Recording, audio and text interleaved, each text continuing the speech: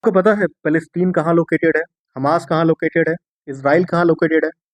यूँ तो ये एरिया बहुत बार न्यूज़ में रहती है और कहीं न कहीं जो क्वेश्चन बनाते हैं वो इन्हीं एरियाज़ को चुन करके क्वेश्चन पूछते हैं।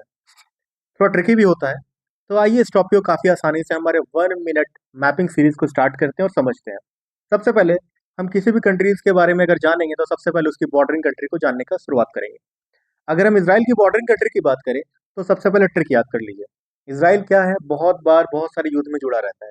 तो इज़राइल कैसा है? दुखी रहेगा। तो ट्रिक है लेस जॉय। लेस जॉय को हम कैसे लिखेंगे?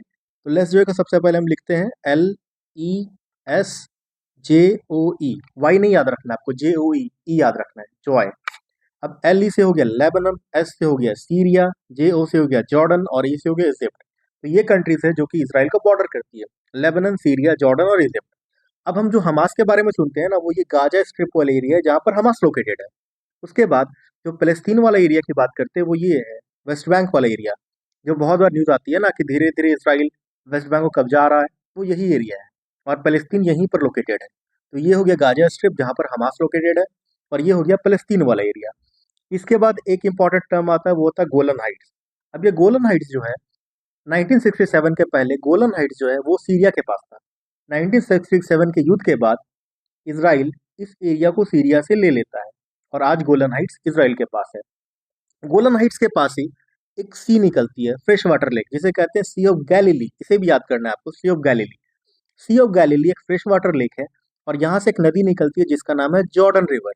जॉर्डन रिवर जो है वो इज़राइल और जॉर्डन के बीच में लोकेटेड है, ये भी आपको याद रखना है। और धीरे-धीरे जॉर्डन रिवर जा करके मिल जाती है डेड सी में। डेड सी आपको ऐसे भी याद हो जाएगा क्योंकि इज़राइल के पास बहुत सारे युद्ध हो रहे हैं, तो बहुत लोग डेड हो रहे हैं। तो डेड सी कहाँ पे लोकेटेड है?